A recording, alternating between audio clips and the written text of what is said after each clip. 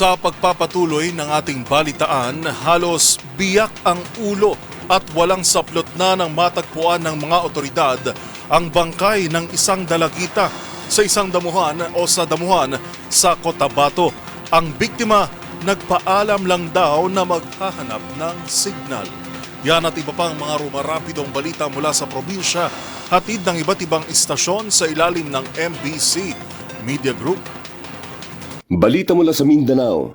Nagulantang ang community dito sa bahagi ng Old Bulatukan, Makilala, Cotabato Province dahil sa natagpuang isang bangkay ng babae na hubot-hubad at halos mabiak ang ulo. Sa ating pakipag-ugnayan sa Makilala Police Office, residente rin ng community ang biktima na hindi nakauwi sa kanilang tahanan. Itong isang 18-year-old na dalaga makaraang magpaalam sa kanyang ina nitong June 10 alas 7 ng gabi na maghanap lamang ng location ng network ng kanyang cellphone sa labas ng kanilang bahay. Kinabukasan na diskubre ang bangkay nito na hubot-hubad sa isang creek sa bahagi ng Boy Scout Camp ng Old Bulatukan. Ang biktima ay kinilalang si Rona Mar Patricio, residente ng Purok Durian, Old Bulatukan, Makilala. Ang biktima ay nagtamo ng sugat sa harap at likod ng kanyang ulo na isinailalim na sa post-mortem examination. Sa kasalukuyan, ginagalugad ng PNP ang compound ng Boy Scout camping site kung saan hinihinalang sa lugar na ito ginawa ang krimen at nasa paligid lamang ang mga salarin.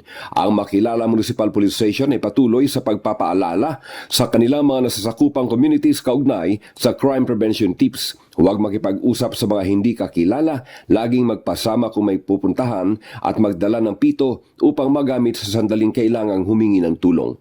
Para sa MBC TV Network News, RH19, June Dimakutak, MBC, una sa Pilipinas, una sa Pilipino. Matagumpay na naaresto ang isang high-value individual at nakumpiskan ito ng higit sa 5 milyong pisong halaga ng droga sa Barangay Linasin, San Marcelino, Zambales ngayong araw ng kalayaan, June 12, 2025. Ayon sa ulat mula kay Police Colonel Benjamin Ariola, Acting Provincial Director ng Zambales Provincial Police Office, na aresto ang suspect ng pinagsanib na puwersa ng Police Drug Enforcement Unit, PDEA at San Marcelino Municipal Police Station, kung saan ang suspect ay nag-iedad sa 46 na isang high-value individual.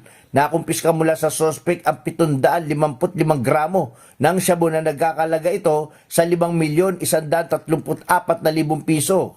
Sa kasalukuyan, ang suspect ay ipinasok na sa detention facility ng San Marcelino Municipal Police Station at naharap ito sa kasong paglabag sa Republic Act 9165 o ang Comprehensive Dangerous Drug Act of 2002. Patuloy ang maigting na kampanya ng Zambales Police laban sa illegal na droga bilang bahagi ito ng adhikain ng PNP na magkaroon ng ligtas, maayos at drug-free na komunidad. Para sa MBC TV Network News, RH37, Danny Kumilang, una sa Pilipinas, una sa Pilipino. Timbog sabay basto operasyon ng PNP ang isang 46 anyos na tricycle driver, binata at residente ng Barangay Santo Domingo, Urdaneta City, Pangasinan. Sa ulat ni OIC Chief of Police Lieutenant Colonel Radino Vili, nagsagawa ng operasyon ng kanyang mga tauhan sa Special Drug Enforcement Unit alas 9 ng gabi, kung saan isa sa kanila nagkunyaring buyer at nakabili ng isang plastic sachet na naglalaman na hinihinalang shabu sa suspect kapalit ng mark money. Ang nakumpiskang illegal na droga sa suspect ay may timbang na 3 gramo at may street track price na 20,400 pesos. Nasamsam din ang ginamit na mark money sa suspect, pati ang kanyang cellphone at motorsiklo na gamit sa kanyang illegal na gawain ay nasa kustodiya ngayon ng PNP. Kasong paglabag sa Republic Act 9165 o the Comprehensive Dangerous Drug Act of 2002 ang inihahandang kaso ng mga investigator laban sa suspect na nasa likod ngayon ng Rihas na bakal ng Urdaneta City Police Station. Para sa MBC TV Network News, ito si Freddy Pahardwaris 38, una sa Pilipinas, una sa Pilipino. Nanumpa na bilang congressman na pangalawang distrito sa lalawigan ng Norte Samar sa outgoing Governor Edwin Chuman.